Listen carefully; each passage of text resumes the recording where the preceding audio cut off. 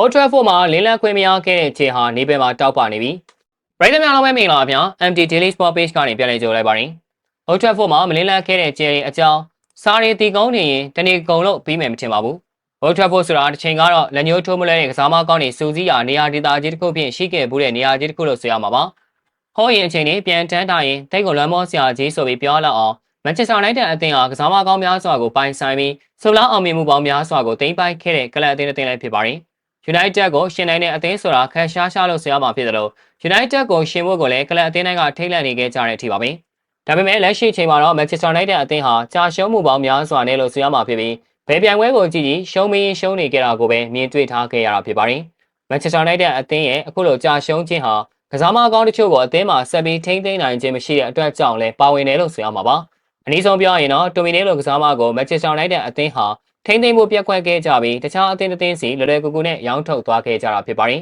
။တိုမီနီဟာ United မှာရှိစဉ်ကတည်းကတကယ်ကိုအားထားရတဲ့ကစားမတစ်ယောက်ဖြစ်ပြီးအသင်းအတွက်အရေးပါတဲ့ဂိုးတွေကိုသွင်းယူပေးနေခဲ့တာကို Man United အသင်းအနေနဲ့အလေးမထားခဲ့ကြဘူးလို့ဆိုရမှာပါ။အရန်ကုန်မှာအချိန်တွေကုန်နေခဲ့ရပေမဲ့ကျွန်တော်ကိုပွဲထွက်ခွင့်ပေးပါပွဲထွက်ခွင့်မရရင်ထွက်မယ်ဆိုပြီးပြောဆိုမှုမျိုးကိုတခါမှလည်းပြောဆိုခြင်းမရှိခဲ့တဲ့သူပါ။နေပြဖြစ်သူပေါ့စောတကားတက်တာမျိုးတွေမိကုန်းပြန်ထုတ်တာမျိုးတွေလုံးဝမရှိခဲ့ပဲအသင်းအတွက်ကစားတဲ့အချိန်တိုင်းပေးဆက်ပြီးကစားသွားခဲ့တာကိုမြင်တွေ့ခဲ့ကြရတာဖြစ်ပါတယ်။ဒါပေမဲ့ Man United ဟာတိုမီနီကိုအလကားလူတယောက်လိုသဘောထားခဲ့ကြပြီးအသင်းကနေလွယ်လွယ်နဲ့ဆွန့်ပစ်ခဲ့ကြပါတယ်။အသင်းအတွက်အရေးကြောင်းဆိုသွင်းကိုတွေရယူပေးနေလို့ရှိတဲ့ကစားမကိုရာသီအစာပိုင်းမှာရောင်းထုတ်ခဲ့ခြင်းက